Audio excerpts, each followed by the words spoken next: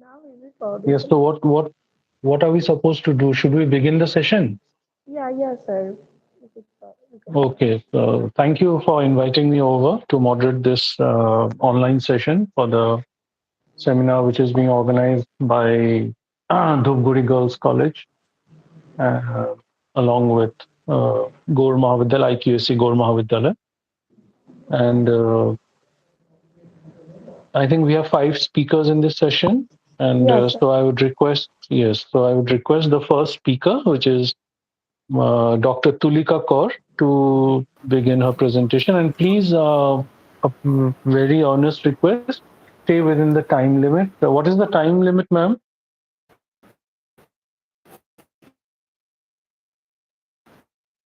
What is the time given to each speaker?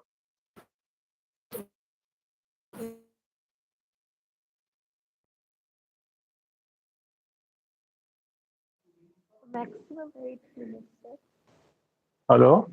Maximum 8 minutes. 8 minutes? Okay, 8 fine. minutes. Thank you. Yes, Tulika, ma'am, you can begin your presentation.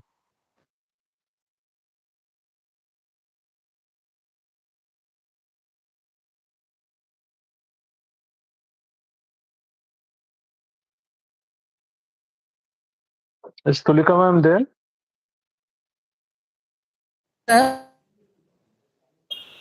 Yeah, yeah. Am I Yes. audible? Yes, yes, Hello? ma'am. Please. Yes, yes, you're audible. Please begin your presentation.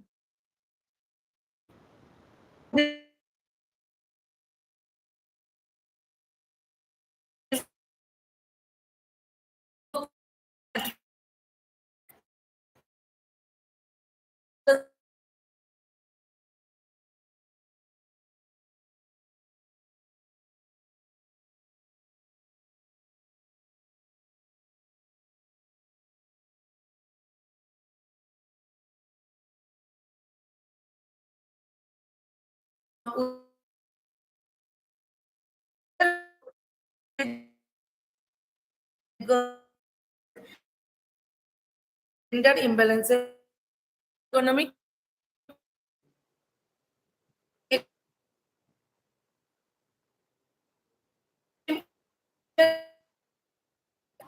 natural resources often bear the added of what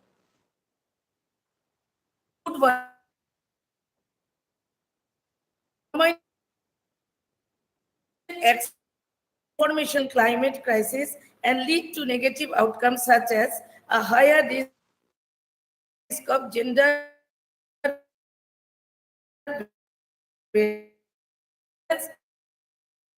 likelihood of displacement. Impact of climate change further accelerate social, political,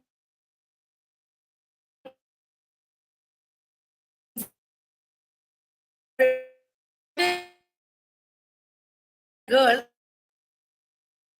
to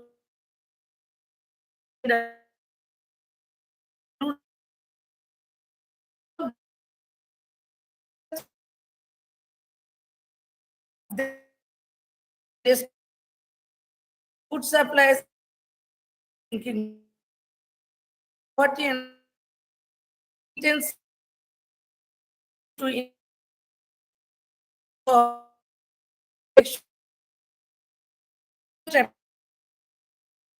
this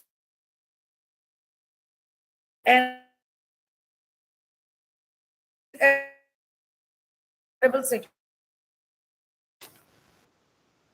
diversity schools and spirit from pre-existing social, economic, and political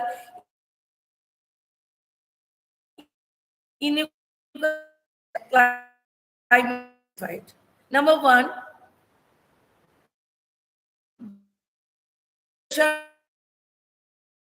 what people for securing water, food, and fuel for their household. Climate change includes drought, and dangerous. For example, girls may miss school to walk longer distance for water, etc. Increase caregiver burden. As primary caregivers, women are disproportionately affected when climate disasters such as hurricanes, flood, strain health system and increase the incidence of diarrhea, etc. This care for sick children and elderly relative often at the health and opportunities. Number two, women often have less access to and control over productive resources like land, credit, technology, and insurance. This makes it extremely difficult to recover from climate-related losses. Number two, climate-sensitive livelihood. A large proportion of world's poor women rely on subsistence agriculture, which are directly threatened by climate change. Number three, exclusion from power and decision making.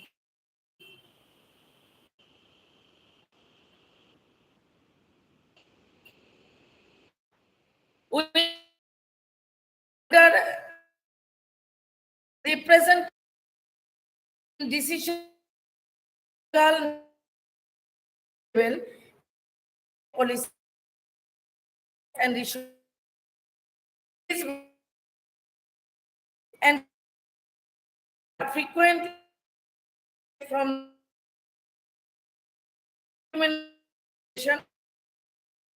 strategies. Severe consequences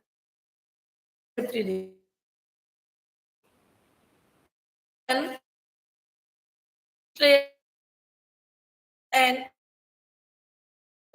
pollution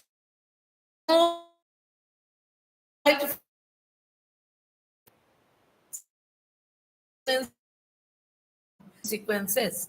Child marriage. As families face climate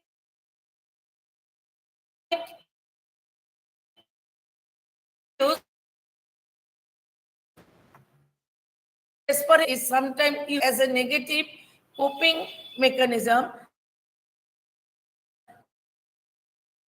to reduce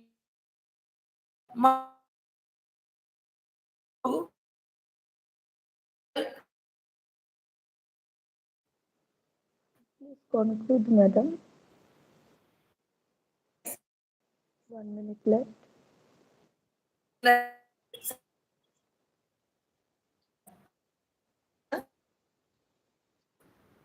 Sorry.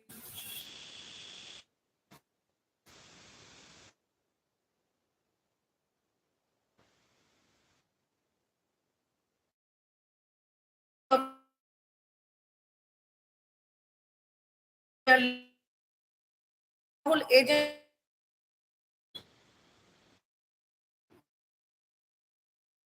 and effect in knowledge, women conservation, water management, and sustainable for community adaptation. Sustainable resource management. As the household and the community level, women are often at the forefront of implementing sustainable practices. Successful leaders, when includes in this, women have been shown to foster more pathway to a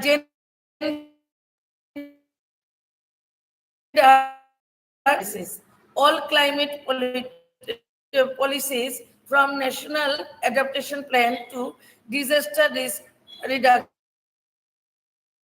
strategies must include a gender analysis. Number two, targeted finance and technical support. Provide women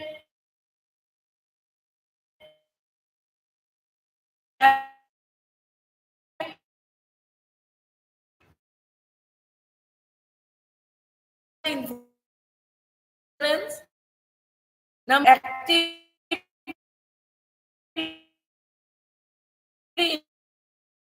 and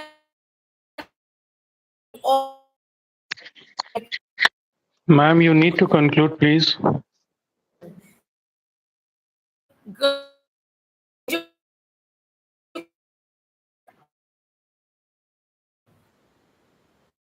It is powerful for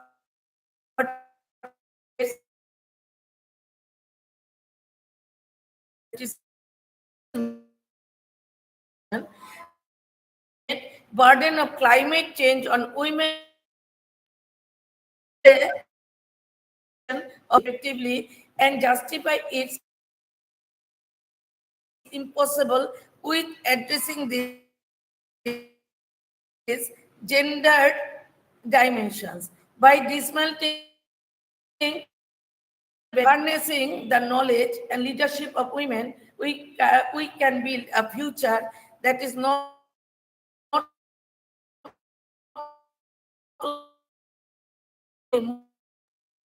also more equitable for all.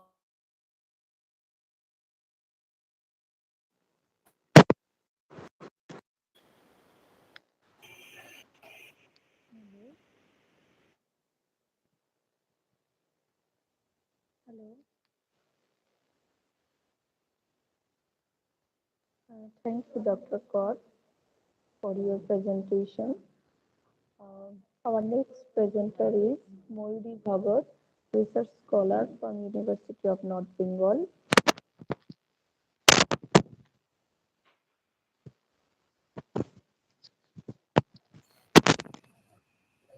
May I audible, ma'am?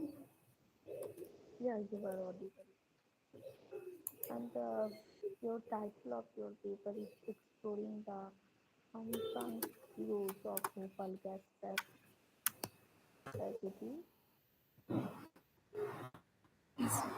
May I start, ma'am? Yeah. Yes, Mayuri, start. Good afternoon, everyone. So let me just present.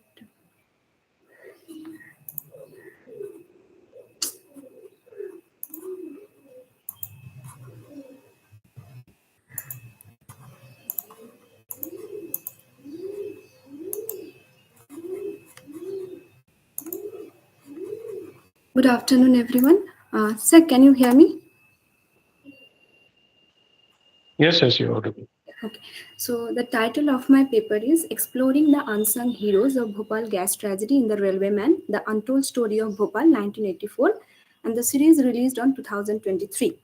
The Bhopal gas tragedy of December 1984, caused by a leak of particular kind of gas called MIC or the methyl isocyanate from the Union Carbide India Limited plant, remains one of the deadliest industrial disasters in history. While scholarly and journalistic accounts have extensively documented corporate negligence and governmental apathy, the role of ordinary citizens, particularly railway workers, has been largely ignored.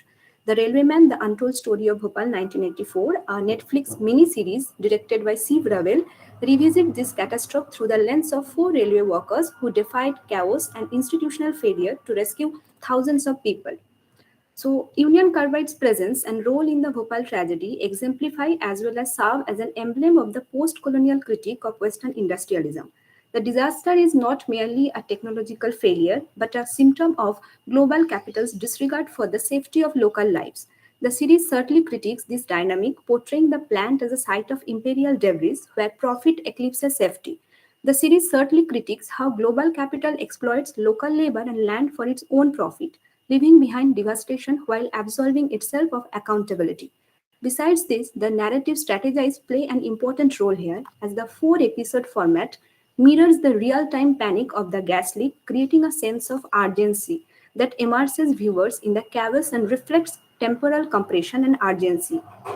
The railway station in the series becomes a liminal place between death and escape, between chaos and order. It symbolizes both vulnerability and salvation, reinforcing the worker's role as a custodian of life.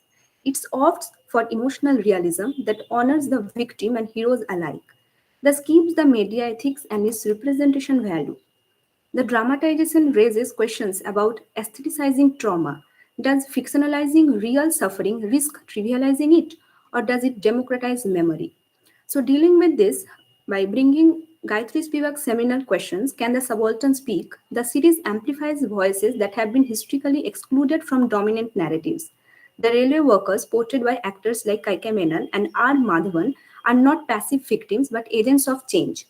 Their representation challenges the epistemic violence of archival silence and reclaims agency for the working class. Their representation counters the erasure of working class contribution in disaster historiography. The railwaymen serve as a subtle indictment of neoliberal governance where profit often takes precedence over safety and public well-being.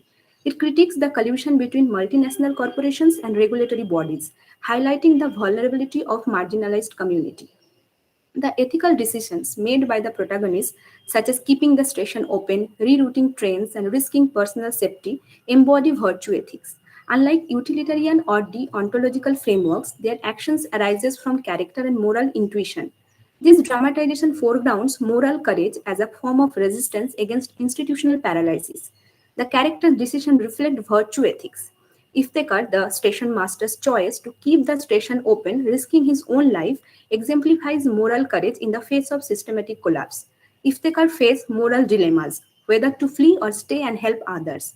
The betrayal by the institutions like the Union Carbide plant, government agencies leads to moral injury, a psychological wound caused by witnessing or participating in actions that violate one's ethical code. This is evident in the emotional burden carried by those who survive but feel helpless complicit. The series critiques systematic failures, corporate negligence, and government apathy that left civilians vulnerable. The Bhopal tragedy becomes a shared trauma, affecting not just individual but entire communities. According to social identity theory by Tatchell and Turner, people derive strength from group affiliations. In this case, railway workers unite under a shared mission and identity. Their solidarity helps them cope and act decisively, reinforcing group cohesion in the face of chaos. The discomfort viewers really feel during sense of gas exposure reflects the vicarious trauma, a psychological response to witnessing others suffer. The restrained performances avoid melodrama, instead emphasizing emotional authenticity, which enhances the psychological impact. The show does not just depict individual suffering, rather it captures the collective mourning. The railway station becomes a microcosm of grieving city, where shared trauma fosters solidarity but also deep psychological scars. Logotherapy, which emphasizes that responsibility as a path to meaning, the series shows characters grappling with moral decision, whether to obey order, protect passengers, or confront institutional failure.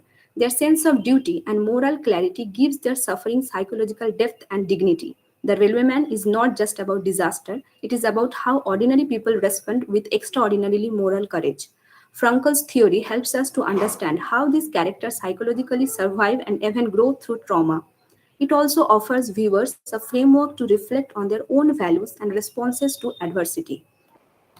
To conclude my presentation, it can be said that The Railwayman is not just an entertainment, it is a political act of remembrance. It reclaims forgotten voices, critiques industrial modernity, and reframes ethical action in the face of disaster. As a cultural artifact, it invites scholars to reconsider how we narrate tragedy, valor, and resistance. These heroes, or the four unsung heroes, though fictionalized, represent the thousands who stand between death and survival. Their story is a reminder that in the darkest hours, ordinary people can become extraordinary. It is more than any historical fiction, rather, it is a moral reawakening. By foregrounding the courage of these railway workers, the series reclaims a narrative often dominated by corporate and political voices. It reminds us that in moments of crisis, heroism often resides in the most unexpected places. As an artistic and ethical intervention, the series makes a meaningful contribution to the discourse of industrial safety, accountability, and human resilience. Thank you.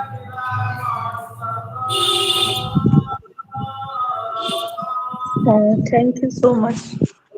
Thank you, Moiri, for this wonderful presentation. Over to you, Dr. Shumit Roy. Sir. Yes. Mayur, that was quite an interesting presentation, and also I couldn't because there were some network issues, so I couldn't hear much of Tulika ma'am's paper, but from what I understood is from Tulika ma'am's presentation is, how whenever where there's a crisis, and even if it is an environmental one, it is always women who have to bear the brunt. It is the women who have to, kind of are the major victims of, any kind of crisis. And obviously, on a day when we are celebrating India's victory in the Women's World Cup, this is something that we have to, relook into. And I don't know when or how many centuries it will take for women's lives to change, but anything positive is a positive for us. So thank you very much, Tulika ma'am. And Mayuri's paper was also a very interesting one. And you have chosen something from popular culture, which is a web series. Although I did not watch it, I just witnessed some of the snippets, on social media. But again, what the point that you have stressed on how very often, individual narratives are suppressed by the dominant narratives, and somehow these I'm not sure how true to life they are, but whatever they are, I mean, however truthful they might be, I think there is a need to bring these narratives to the forefront. So thank you, Mayuri, for that presentation. Thank you. So I think, yeah. So we can move on to the next speaker now. Yeah. Our next presenter is Prachi Priyanka, faculty from Sarda University. Hello. Prachi ma'am, please. Am I audible? Yeah, you are audible, ma'am.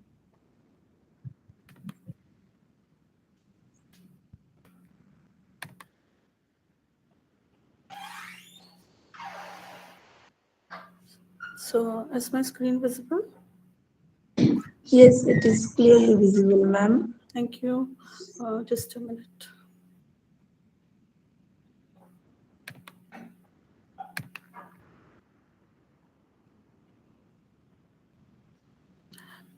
Okay, so my paper is on witnessing hunger, visual and literary testimonies of the Bengal famine 1943. The paper has been structured in three main segments. First, we will be trying to understand what is famine and what was the cause and how was the colonial government played a significant role in this. Then how this hunger had been depicted in literary and artistic what were trends and how they responded to it as a collective witness and as a political awakening, how it worked as a political awakening. And finally, I would reflect or remember and reinterpret it through the theoretical frameworks on the post-colonialism, how the voiceless were given voice through these works, and how the trauma was transferred to become a testimony of grief. So here, the entire paper would like to show how art moved from beauty to truth and from just a mere depiction to becoming a way to resist and protest against the calamity. So the Bengal famine, as we can see, it was not just if we talk about it, these are the things that happened in the famine. And there were many reasons for it that we can say. And it's not just a natural disaster because there were many things under the government rules, the fall of Burma into Japanese hands, foreign troops. All of these played a role in creating famine in Bengal. And here we see how the famine had impacted people. Initially, the colonial government dismissed famine reports as exaggeration. It was left to journalists, activists, and artists to expose this horror. Newspapers like People's War and Statesman published shocking photographs that turned public opinion. This was one of the earliest moments when visual testimony became a weapon of resistance, which an image could shake political indifference. Now, Of course, the government had taken initiatives to work on this. The British colonial government introduced rationing, relief kitchens, grain procurement, and price control measures, along with the formation of famine inquiry commissions to investigate causes and propose solutions. Limited relief camps and food distribution programs were set up in major cities like Calcutta, mainly targeting urban population and war-related industries. However, this was not enough. Why? Because the measures were too late and poorly implemented, with rampant bureaucratic corruption, mismanagement, and hoarding by traders and officials. The government prioritized wartime needs and military supplies over civilian relief and refused international trade aid, treating the famine as a logistic issue rather than a humanistic crisis. And there was rage and resistance, which could be seen in the literary voices. Newspapers like these People's War and The Statesman published searing reports and photographs exposing government negligence, hoarding, and censorship, transforming famine coverage into an act of political defiance.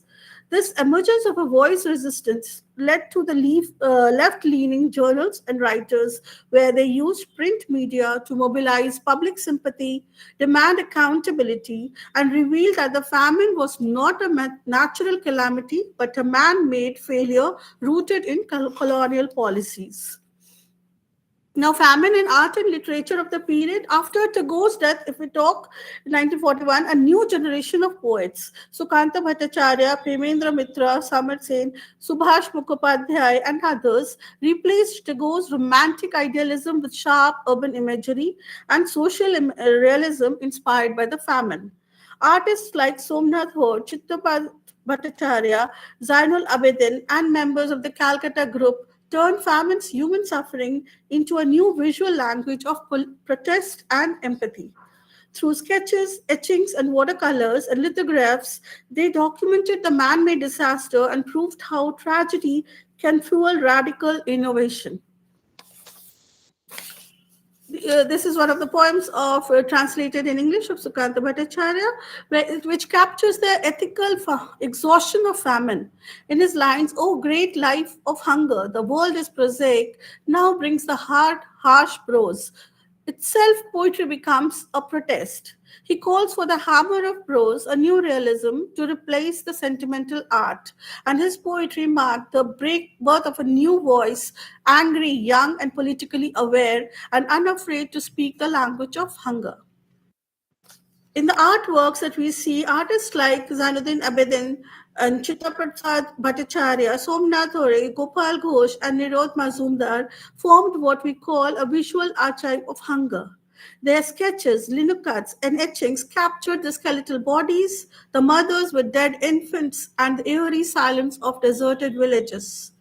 He once said how his sketched surviving men and women in refugee camps, often with captions naming them, restoring dignity through documentation. His belief, as he said, was that to save people means to save art itself. His book, Chittaprasad's book, his Hungry Bengal in 1943, was confiscated and destroyed by British authorities. Only a few copies survived. Through stark lines and minimal color, his art indexed not nature, but human greed and political apathy. This is the Calcutta group formed in the mid-1940s, redefined Indian modernism.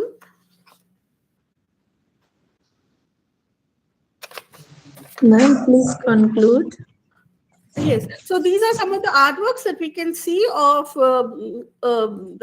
these artists, Somnath Hoare, how they depicted famine and how it influenced different artists. The Wound series that he has depicted in white pulp impressions that capture not figures, but the texture of pain itself. We have Zainuddin Abidin and Sunil Jana, whose works, again, famine sketches, were drawn in ink and wash, and the photographers Sunil Jana worked for the People's War Journal, captured similar scenes in haunting photographs, skeletal figures walking through empty fields.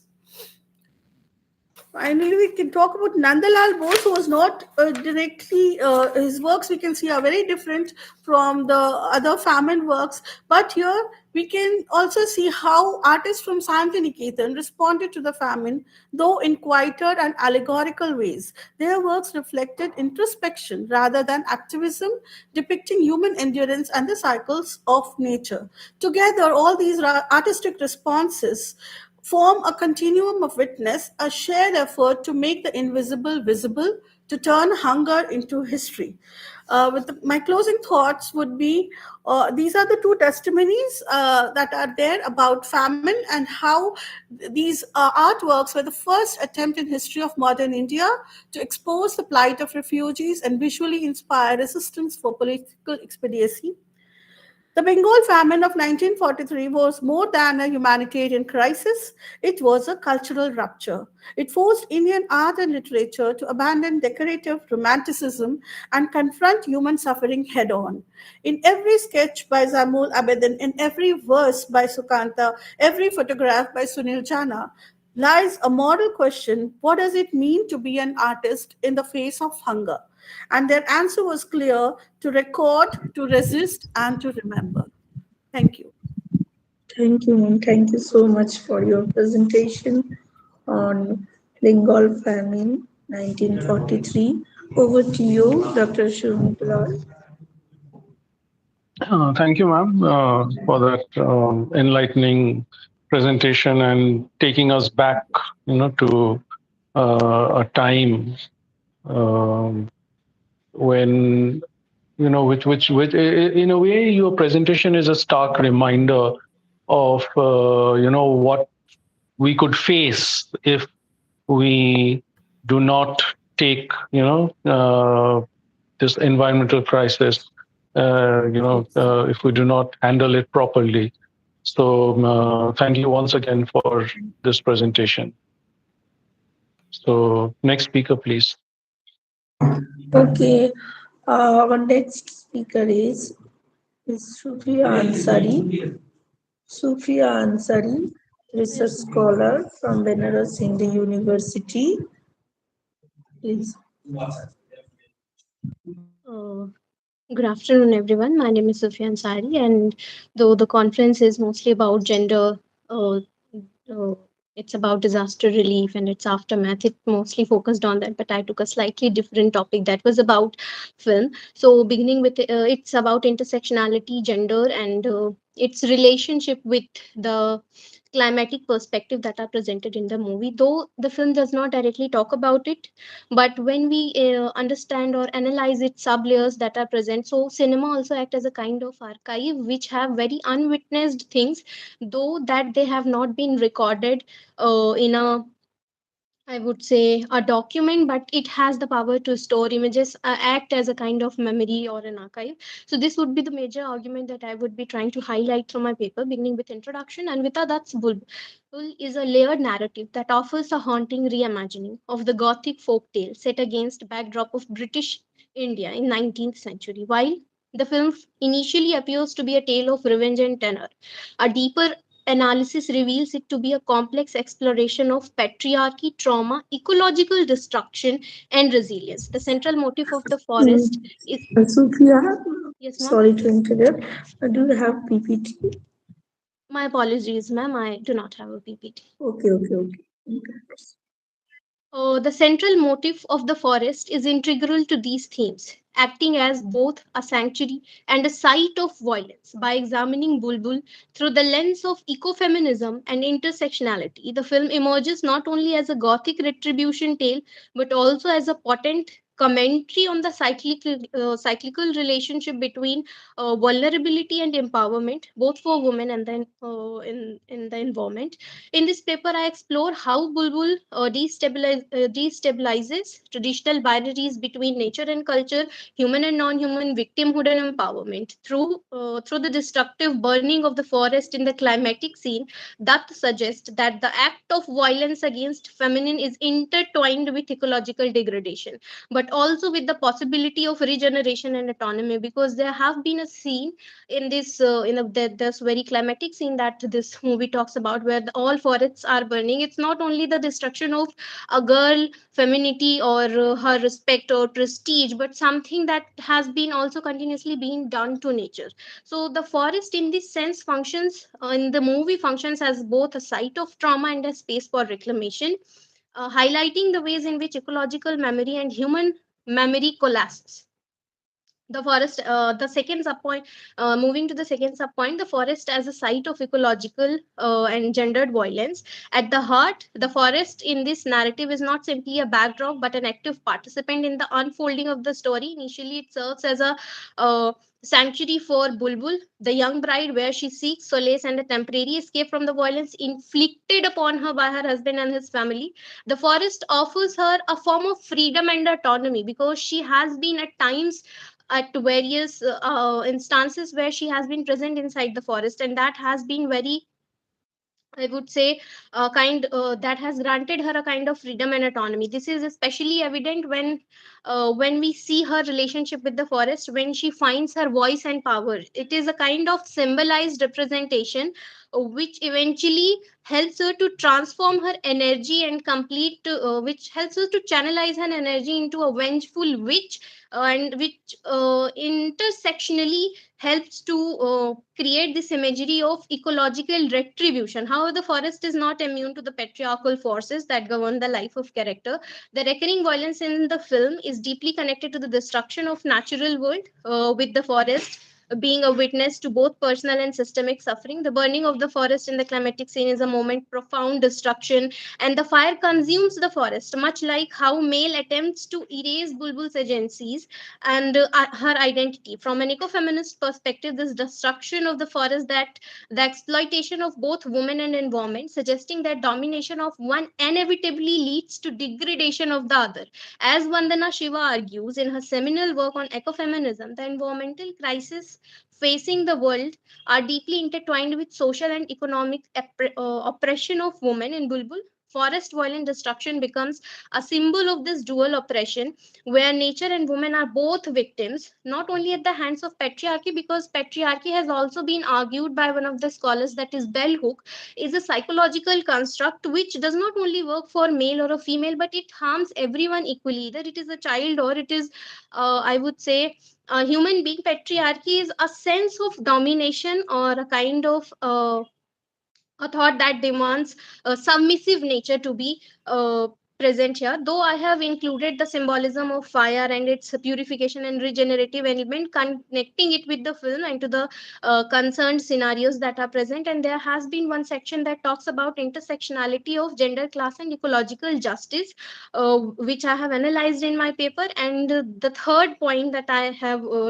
tried to elaborate or discussed is of coexistence and ecological memory. But due to time constraints, I would directly move to the concluding part, where and with which is as follows. And with that's Bulbul offers a rich and layered exploration of intersection between gender ecology and violence through the symbolic use of the forest. The film highlights the deep connection between the exploitation of women and the degradation of the natural world, suggesting that both are the sites of trauma and resistance. The burning of the forest, while a moment of destruction, also points toward the possibility of regeneration and renewal, reflecting the cyclical nature of vulnerability and resilience. By reading Bulbul through the framework of ecofeminism and intersectionality, we gain a deeper understanding of how the film destabilizes traditional binaries and reimagines the relationship between human and non-human, the masculine and the feminine.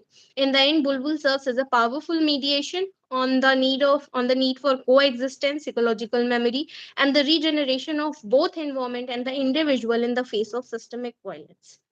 I have concluded my paper as per the time. Okay. I would welcome the comments that are and the suggestions which I can incorporate. Okay. Thank you, Sophia. Uh, Over to you, Dr. Roy. Thank you, Sophia. That was again quite an interesting take on a film. I think it was on Netflix. Yes, sir. Yes, It sir. was shown on Netflix. Yes, Yes. yes. I remember watching it, and Interestingly, you have given an ecofeminist reading of the film, and in fact, I mean, that is exactly what maybe the director also wanted to show.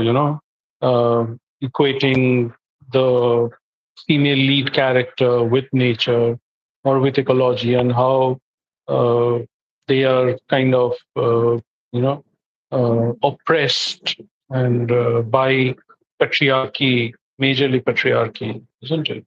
So thank you for that very interesting presentation. Thank you. Okay. Um, our next presenter is Mr. Shudev Mandal, research scholar from Central University of Kashmir. Shudev Mandal. Shudev, can you hear me? Yeah, hello. Good afternoon to all. Am I audible? Yeah, you are audible.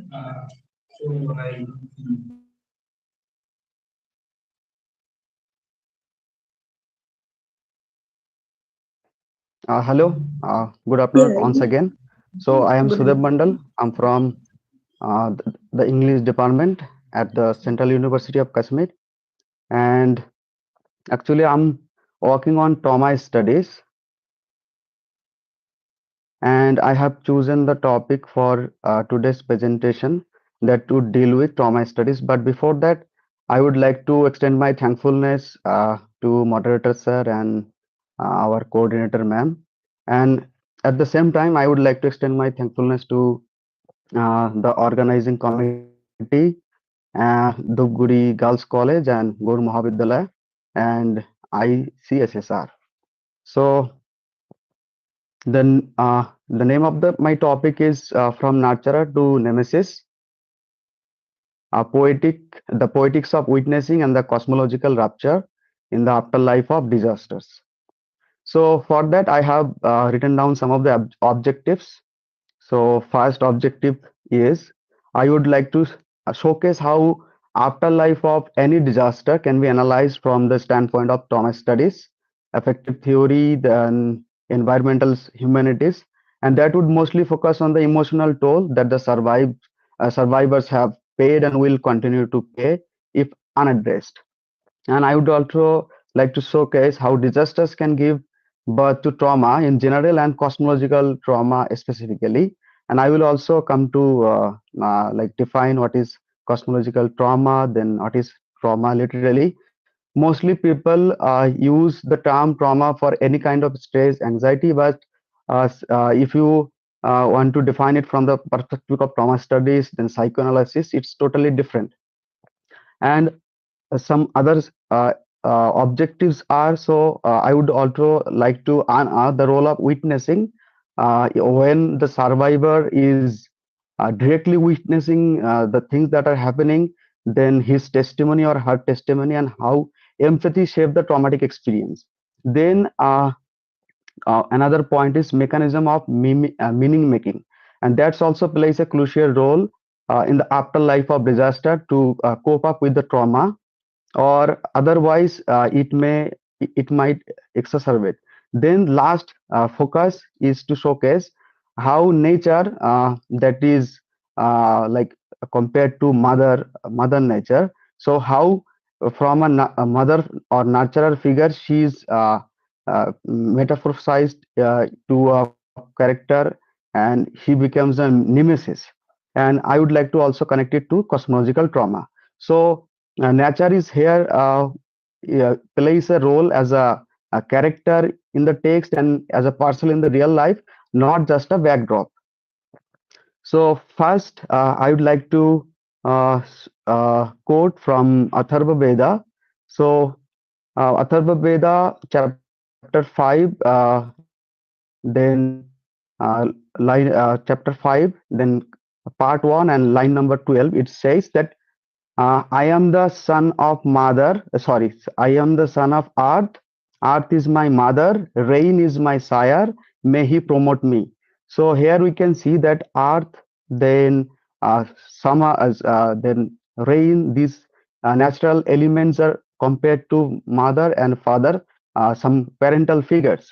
And we have seen in literature that literature and nature speak to each other across time, and they echo through uh, the pulse of art, questioning power and imagining future through ecological balance.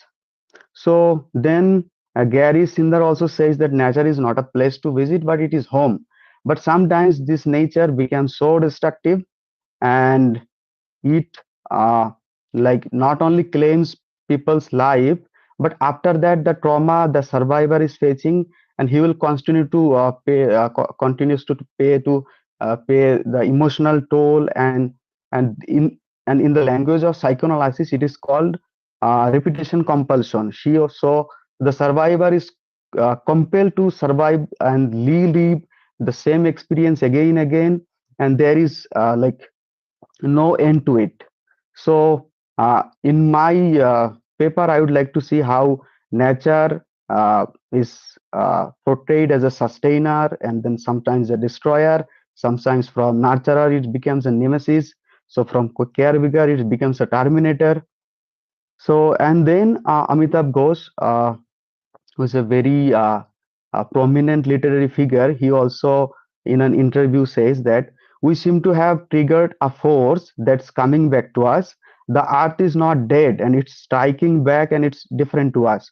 So from the last word that he used, that it is different to us. So uh, from this word, we can understand that nature is sometimes different, and it gives us different kinds of disasters, and then because of those disasters we feel uh, like our existence that is devoid of meaning, devoid of purpose, and on all kind of belief that we have in the natural order that are sometimes shared. So first I would like to like define what is trauma. So trauma, as per dictionary of critical theory, it's a any injury. It can be wound or shock, most frequently physical and structural, but also mental in the form of an emotional shock, producing a disturbance more or less and enduring and mental function. So this is a kind of general definition, but in the if you look at uh, the dictionary of psychoanalysis, you will see the differences somewhat different. So in psychiatry and psychoanalysis, any totally unexpected experience which the subject is unable to assimilate, and the immediate response to physical or psychological trauma is shock, and later the effects are either spontaneous recovery or the development of traumatic neurosis. So trauma in this sense produces anxiety, which is followed either by spontaneous recovery or development of a psycho neurosis. And trauma, Kathy Karuth, she's a seminal figure in the field of trauma studies, and she says that the wound of mind, trauma is a wound of mind and a breach in the mind's experience of time, self, and the world, and it's experienced too soon, too unexpectedly to be fully known, and therefore not available to the consciousness until it imposes itself again repeatedly in the nightmares and repetitive action of the survivors. So from the definition, you can understand that trauma is not a wound on mind only, but at the same times, when the survivors have survived the disaster or the traumatic incident, but in later life, he would be haunted by those memory, and this is mostly not available in his conscious mind. And if we analyze what is trauma from the perspective of memory, so memory studies, so the theorists of memory studies, they divided memory into two categories. One is traumatic memory and then is narrative memory. So when such experience takes place, so our narrative memory there is created a hole, and that hole is like unassimilated in our consciousness, and this like different memory, that is trauma memory, it and the survivor is unable to make the like distinguish that what happened and what not. So sometimes you will completely forget that experience that has taken place, but when some trauma triggers will activate those mechanisms, so after that he will be able to remember those incidents. So there is a brief difference between what is trauma and what is stress. So all types of stress, including Sudev, extreme. Yes, ma'am. try to complete it. Try to complete it within the time. Okay. Okay, ma'am.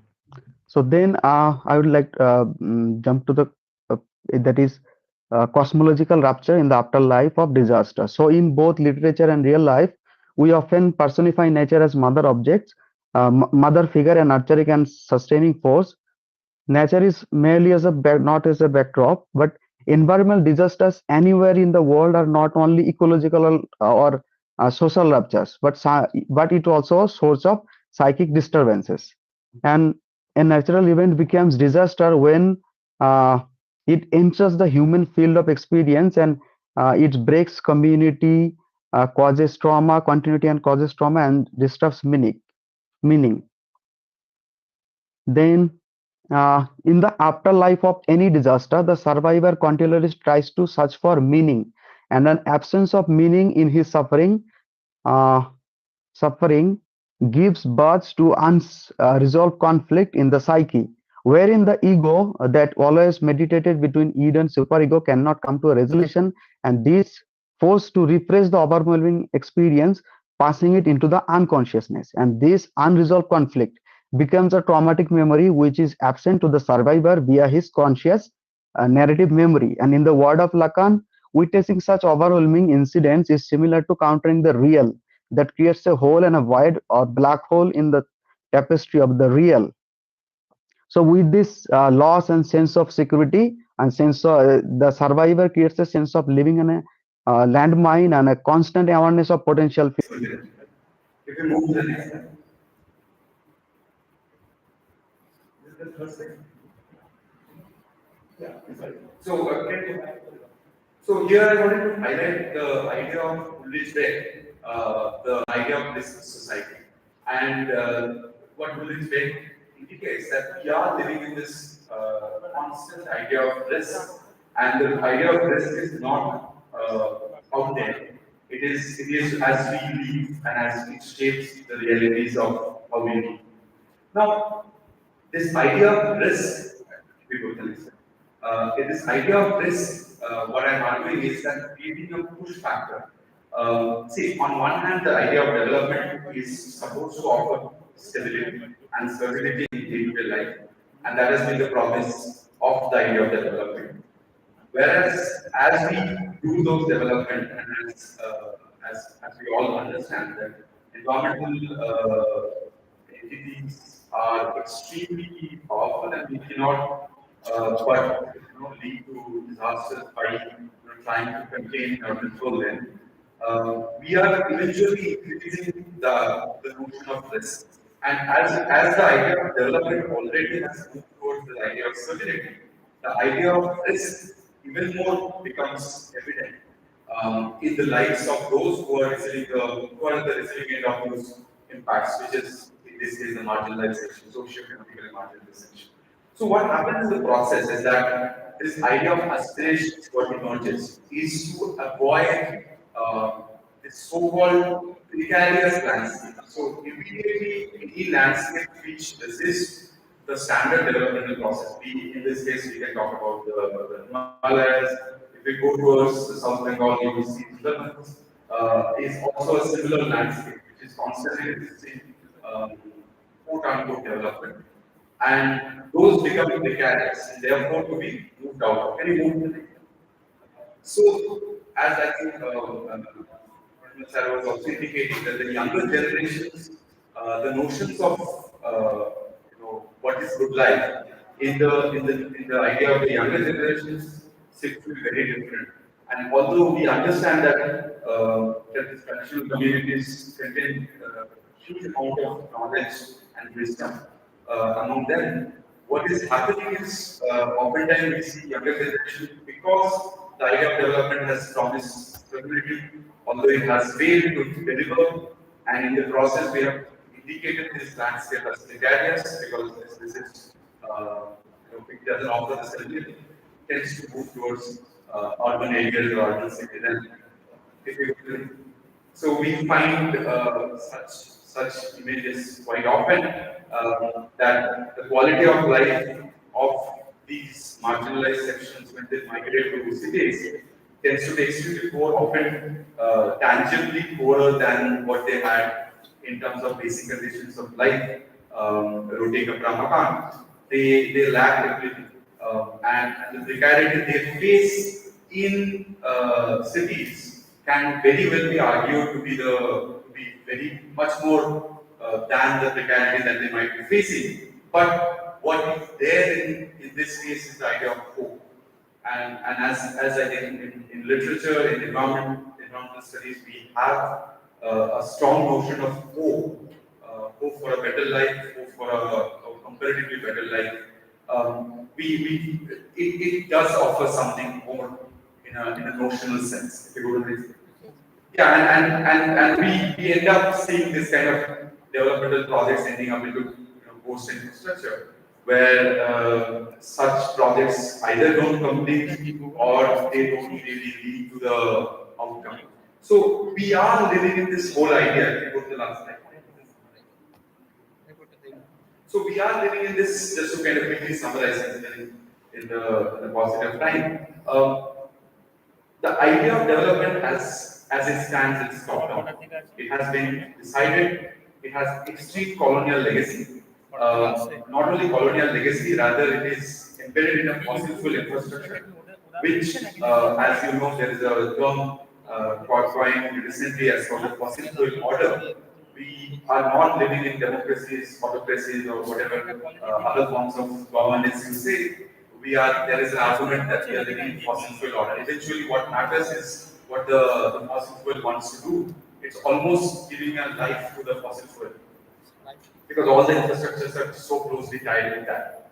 And in that kind of an order, the certain idea of development which offers more energy, more material infrastructure leading to more certainty seems to be the way forward. And when that idea of development becomes the hegemonic presence all over, we end up having these marginal places which oftentimes are ecologically extremely sensitive and people who have huge years of experience and wisdom tends to devalue the quality of life that they have and tends to devalue the traditions and the culture that they have.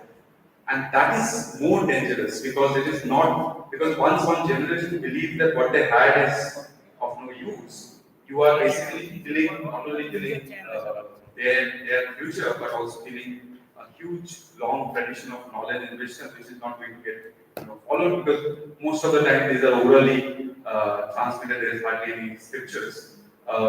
And we are living in this world where disaster itself, as it manifesting itself within this whole idea of developmental paradigm, it is also creating this effect to the marginal communities and eventually leading to a complete destruction of the so-called rich wisdom that we had, leading further to a more homogenized world, which we all fear because we know that if we are in a homogenized world, we know all the dangers of the current world, the right wing rise and other things can become more prominent. Yeah, thank you.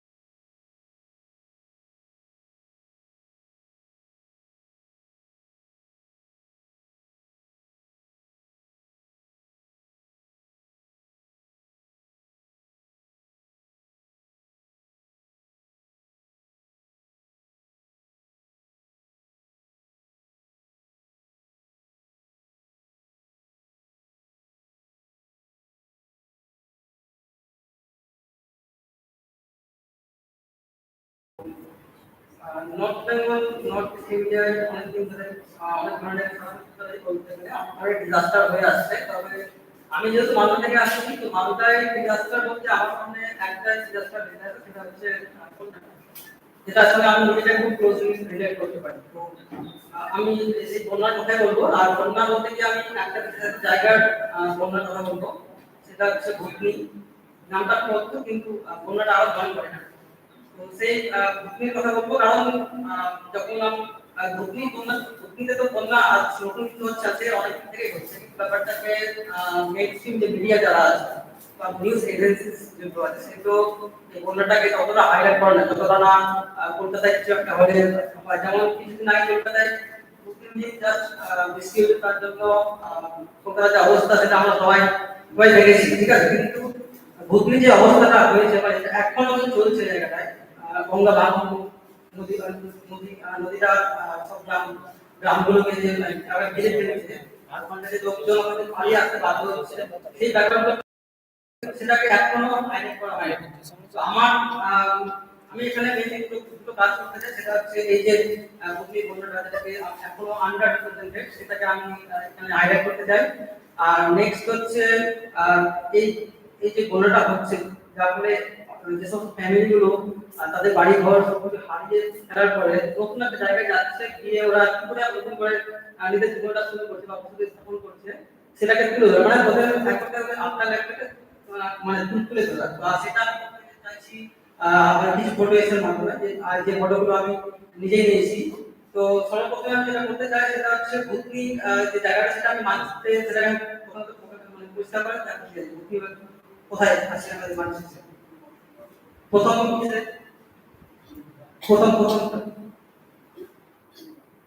এই যে এটা দেখা যাচ্ছে, সেখানে যে লাল যে ডটটা আছে ওটা তো মালদা, তো ও যে জায়গাটায় আছে। নেক্সট স্লাইড চলে যাই আমরা, নেক্সট আর এখানে দেখা যাচ্ছে সব নামটা খুব ভালো বোঝা যাচ্ছে না যদিও, তো এই যে গোল করে স্কোয়ার করে যে নামটা আছে, ওখানে ভালো দেখলে বোঝা যাবে একটা নদী আছে, আমার ব্যাক সেখানে একদিকে হচ্ছে গঙ্গা দেখা যাচ্ছে। নেক্সট এই যে দেখা যাচ্ছে কালো দাগটা, একদিকে হচ্ছে বন্যা, মানে গঙ্গা একটা, আর তার পাশে যেটা আপনি পাতলা করে গেল সেটা হচ্ছে পুনার নদী। এই নদী মাঝখানে হচ্ছে এই যে পুকুরিটা, যেটা জল বলা হচ্ছে।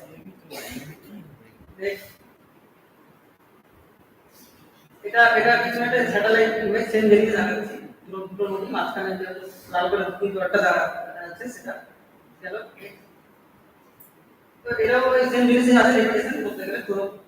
তো এই যে হুগলির অবস্থা, হুগলির যখন বন্যার কথা আমরা বলছি, তখন আমার যা বলা সেটা বলতে গিয়ে আমি বিভিন্ন পয়েন্ট, ইনফ্যাক্ট 5টা পয়েন্টে আমি টাচ করে যাবো। সেটা হচ্ছে হুগলিকে ইন্ট্রোডিউস করে করে ফেলেছি। নেক্সট হচ্ছে যখন হুগলি বন্যার কথা বলি, তখন আমরা অবশ্যই একটা একটা ব্যারাজ আছে, যার কথা আমরা বলতে হবে, সেটা হচ্ছে ফারাক্কা ব্যারাজ। সেই ফারাক্কা ব্যারাজের কথাটা আমি বলবো মানে পরে। তারপর আমি হুগলি যে বন্যা তার কিছু ছবি আমি তোমার সামনে। আর তারপর হচ্ছে একটা কমিটি আছে, যে কমিটি এই যে গঙ্গা ভাঙন হচ্ছে ব্যাপারটা, বা সেটাকে নিয়ে যে পলিটিক্স হয়, সেটা নিয়ে কিছু লোক বা গঙ্গা ভাঙনটাকে অনেকে যেভাবে ব্যবসায় একটা পরিণত করেছে, মানে মানি ইনকাম করার ব্যবসা যা বলতে। তো এটার বিরুদ্ধে একদম লোক একটা একটা কমিটি তৈরি করেছে, যেটার নাম হচ্ছে গঙ্গা ভাঙন প্রতিরোধ অ্যাকশন কমিটি। তো সেই কমিটি আমি কথা বলবো, আর লাস্টে তো ওদের আপনার একটা ব্যাপারটা ধরে তো পরিচয় যখন হয়ে গেছে, নেক্সট ফারাক্কা ব্যারাজের কথা বলি। তো এই যে ফারাক্কা ব্যারাজটা, সেটা তো তৈরি হয়েছে 1971 সালে। তারপর থেকে এটা করা হয়েছিল, সবাই জানে, কারণ গুগল সার্চ করলে পাওয়া যাবে যে এটা হচ্ছে কলকাতার যে বন্দরগুলো, সেই বন্দরের নাব্যতা নাব্যতা বজায় রাখার জন্য ওই ড্যাম তৈরি করার জন্য একটা ব্যাস তৈরি করা হতো, একটা ব্যাস তৈরি করে ওই জলটাকে একটা ফিল্টার টানেলের মাধ্যমে ওই পোর্টগুলোতে পাঠানো, যাতে নাব্যতা বজায় থাকে। তো এটা যদি ভালো হতো, কিন্তু তার পরিবর্তে অনেক মানে ক্ষতি হয়ে গেছে বলবো। যে ক্ষতিটা কি করেছে, এর ফলে গঙ্গার যে স্বাভাবিক গতিপথ সেটা অনেক চেঞ্জ হয়ে যায়। আর যে বালি পলিগুলো আছে গঙ্গা যেটা বয়ে নিয়ে আসতো, সেটা ওখানে বাধাপ্রাপ্ত হয়, বাধাপ্রাপ্ত হওয়ার ফলে অনেকগুলো স্তরের সৃষ্টি হয়। তার মধ্যে একটা হচ্ছে চরকা। আর আর এই যে বর্তমানে যে বন্যা হচ্ছে আর যে ভয়াবহ পরিবেশ তৈরি হয়েছে, যেটা মানুষগুলো এখন সাফার করছে, সেটা অনেকটা সেটার জন্য অনেকটা এই ফায়ার বেসটা তাই আমি বিশ্বাস করতে চাই। এবার হচ্ছে এই সেই লোকগুলো যারা বন্যা দুর্গত মানুষের পাশে দাঁড়াচ্ছে, বন্যাকে নিয়ে পলিটিক্স হচ্ছে, তাদের মধ্যে কিছু লোকের নাম আমি বলতে চাইছি। তাদের মধ্যে তিনি হচ্ছেন কেদারনাথ মন্ডল, তিনি হচ্ছেন ওই যে কমিটির নামটা বললাম গঙ্গা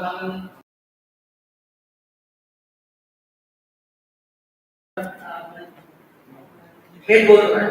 তো আর নেক্সট আছে তিনি হচ্ছেন আমাদের প্রথম উনি হচ্ছে এই আন্দোলনের একটা অন্যতম বলতে পারি। তো এই কমিটি যে আন্দোলন করে যাচ্ছে, সেই আন্দোলনে কিন্তু সরকারি সাহায্য বা সরকারি পজিটিভ রেসপন্স পাবে, সেটা কিন্তু এখনো পায়নি। কিন্তু তবুও ওরা এখন পর্যন্ত আন্দোলনের এটা মানে লোকজনদের পাশে দাঁড়ানো, তারপর গঙ্গা ভাঙন বা রোধ করার জন্য যে পলিটিক্যাল হচ্ছে, কনসার্ন হচ্ছে, সেটার ভিতরে লড়াই এখনো চালিয়ে যাচ্ছে। এই যে একটা ছবি সেটা দেখতে পাচ্ছি আমরা, সেখানে ওই আন্দোলনের ছবিটা নেক্সট হচ্ছে গঙ্গা ভাঙনের ছবি। এখানে যেমন দেখা যাচ্ছে এটা একটা ট্রেন ছিল, বিপদে হয়ে যাচ্ছে। তো ওখানে মা আছে আর বাচ্চাটা মুখটা দেখে এখানে আমার মনে কিছু বলার আছে, যা ছবিটা সত্যি করে দেবে। নেক্সট হলো ছবি আমরা বন্যা, এই যে দেখা যাচ্ছে বন্যা হয়েছে জায়গাটা, এই লোকজন যারা বাড়িগুলো হারিয়েছে। নেক্সট এই যে বাড়িটা তৈরি হচ্ছে, লোকজন বাড়িগুলো আমার মনে যাওয়া নিয়ে আসছে। এই যে পাশেই গঙ্গাটা, এটা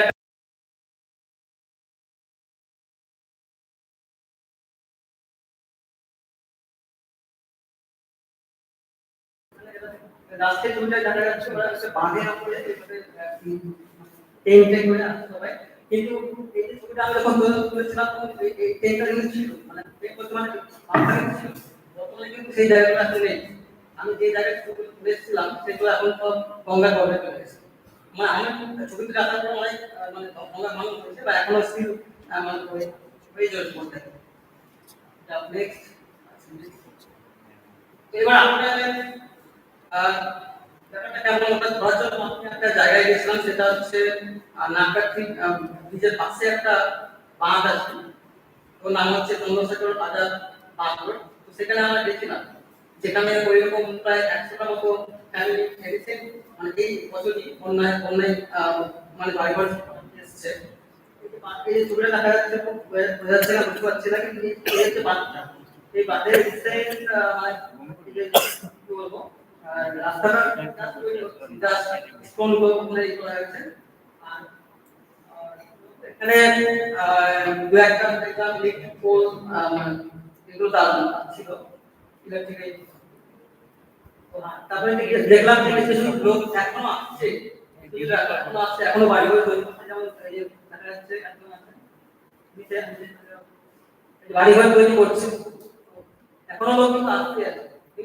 যেমন আমি আফটারলাইফ না মানে মানে বর্তমান লাইফে চলে আসছে, যেটা এখনো চলছে স্টিল। তো সেই জিনিসটা যাচ্ছে। আর যে বাড়িগুলো তৈরি করছে এখন বেশিরভাগ হচ্ছে পরে পাতা দিয়ে তৈরি করে এরকম একটা বাড়ি তৈরি করছে।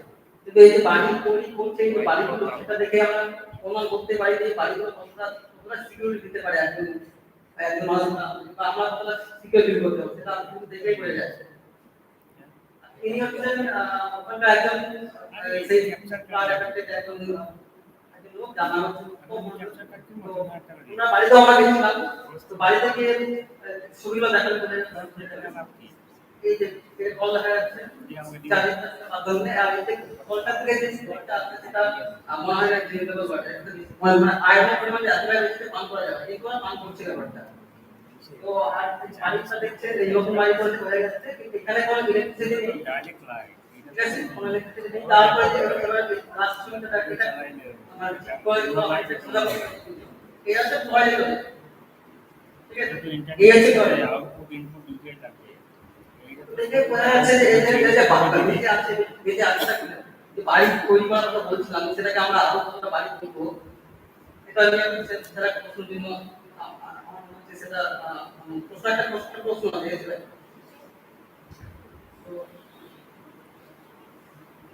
তো যারা যারা এদের যখন এদের বাড়ি ঘর ছিল ওদের বলে জমি জায়গা ছিল সেটা তো শুধু জমি জায়গা বাড়ি না ওটা ওদের একটা আইডেন্টিটি ছিল যার মধ্যে ওদেরকে নিজের সত্তার খুঁজে বুঝতে পেল কিন্তু যখন চলে গেছে তো ওদের একটা মনে হয় না যে আগে যে আছে ইন্ডিপেন্ডেন্ট দায়িত্ব সব চলে গেছে বর্তমানে ওরা একটা অবজেক্ট একটা কমিউনিটিতে তৈরি হয়েছে যেটাকে যে কেউ আসছে এক্সপ্লোর করে দিয়েছে কেউ এসে বলে যে দোকান নতুন জায়গায় তার জন্য আমি যদি যাই ইন্ডিয়ার আর একটা বাড়ি দিবে বা আবাস এটা দিয়ে চলে যায় বা ইলেকট্রিক স্টোরটাতে ওদের বলে যে তুমি আমাকে এত টাকা দিতে 500 টাকা 700 টাকা এক্সট্রা দিতে হবে ঠিক আছে যেটা আমরা কিন্তু নরমালি পাই সেটা আমাদের দেওয়া হয় মানে তুমি ফ্যাসিলিটি পেতে যাও তোমাকে এক্সট্রা করে কিছু পে করতে হবে তো এই সাধারণ লোকগুলো যারা টাকা দিতে পারে না পে করতে হবে দিনে দুই তিন হয় এইভাবে without proper drinking water and sanitary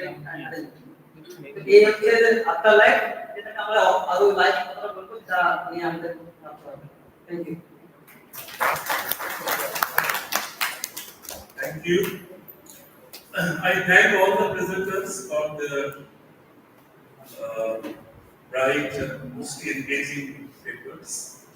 Just briefly summarize a few points. Okay. Talked about Majuli Island, specific problems, but these problems are actually endemic. For younger generations, leaving their homeland, migrating to the cities, and having aspirations, urban aspirations, which clash with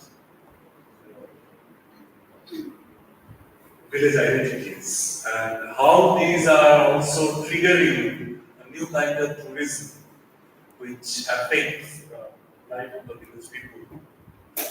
And that leads to a thorny question of should people who live in isolated, marginalized places not leave their homelands? Shouldn't they have those aspirations that we have? You know, the kind of education that we imbibe from our childhood, it teaches us to live, to move forward, progress, go out. One of the most popular novels in Bengali is Mahavidyalaya who is going out.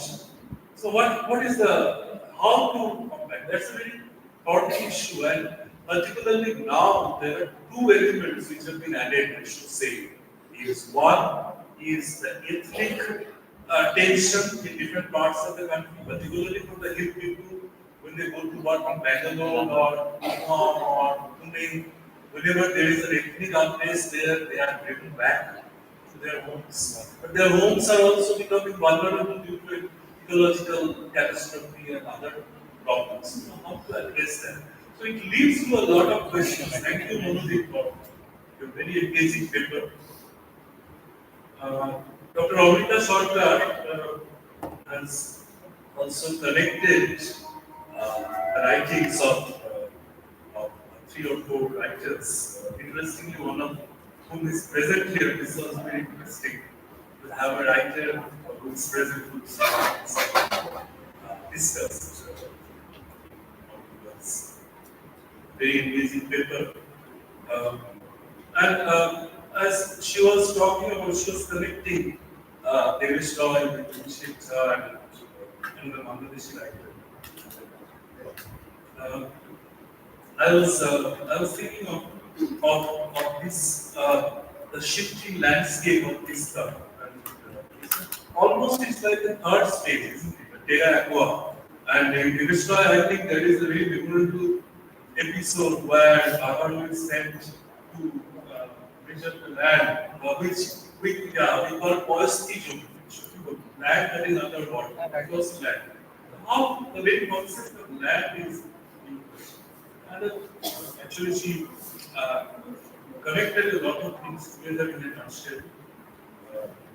This is very interesting. She also talked about the difference between Deveshwara's attitude to regard this and the perceptions of other writers. Nature fights back, which was not there. So, but then nature fighting back can also be seen as an anthropocentric idea. As if nature nature is doing its own things. Nature has its own rhythms, a very broad time frame. So whatever river is doing is, if you look at it from a broad time frame, the rivers will twist and turn and do its own things. Nature, river is, of course, we can temporarily we can damage a river, but ultimately the river will have its own will. So these questions are in their agency. Yes, definitely. Dr. Urunima Chombo has presented so many interesting paper on indigenous communities. We, for a long time, indigenous communities were attacked as backwards. That thing was social revolution. And that was very popular, particularly in Bengali literature, even Dhupguri, if you remember, in his Aron Rock, the way Dhupguri looks at the tribal people. ইয়ারা এখনো সেই অন্ধকারে ডুবে গিয়েছে, মানুষ কত এগুলো aeroplane করে গেল, ক্যাথিড্রাল করে গেল। That is the idea of social revolution which started in the West but continued. Even now, still there. And modern ethnographical studies of folk tales and folklores. I'm also not very sure, and think about it more. How much does it differ from colonial ethnography? Because colonial ethnography also recorded, these folk tales and stories. Are we also not exoticizing sometimes by looking things in them or imposing certain anxieties which are not which are ours in them? So that question also might come.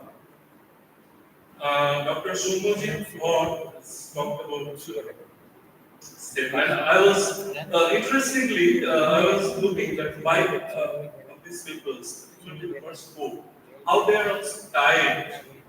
For example, what Shomoji was saying about the ideal development. She was again taking a cue from Amrita's that point and stability, question of stability. And when he was talking about the younger generation's aspirations, he was also making a nod to Murodip's intervention of Manjuri. So how these questions are connected, and that's what I was talking about earlier. These stories are actually connected, and it is very important to unravel the connectedness of these different anxieties and stories. And he also talked about hope in literature, and that again leads to, he was talking about fossil fuel order, which is a very important thing. Yes, particularly in the Himalayas, if you go to Darjeeling now, you can see how much of granite and marble are being sourced from the Aravallis and being taken by train to the foothills of the Himalayas, and they are being dragged up to the hill stations, burning fossil fuel. So actually, it's a fossil fuel order. Yes, and particularly look at these kinds of people. Because Chandra Mundal has also highlighted something which is neglected, as I was telling this that there was some planet. And yes, these things are not highlighted in media, which is very Kolkata-centric. All know that. What is the way out? There are two ways. One, you can completely forget about Kolkata, ignore Kolkata, although you cannot completely ignore because all the government centers are in Kolkata. all the grants come. So you have to look at it. You can build up localized spaces of exchange. For example, in Toronto, I think they have a Toronto Science Shop, which is being organized for a few years, where they are having a space which is not dependent on it. But that is one thing. Another thing I should say, since Vikash's paper doesn't ask any serious research questions, important. I would suggest you should write about these untold stories more and try to publish them in media. Nowadays, not only there are print media, but also have digital media which can reach out to larger readership. So overall, it was a very engaging and enriching presentation, and I learned a lot. Thank you.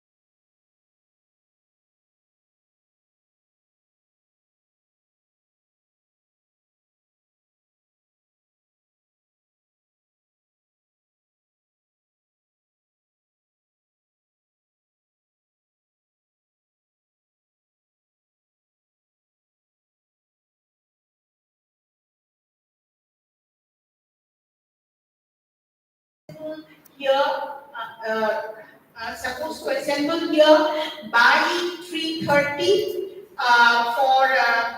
for the next session, which will be by Professor Jinya Mukherjee, who is already working on her PPT. So we are eagerly waiting for Jinya ma'am's deliberation also. So please don't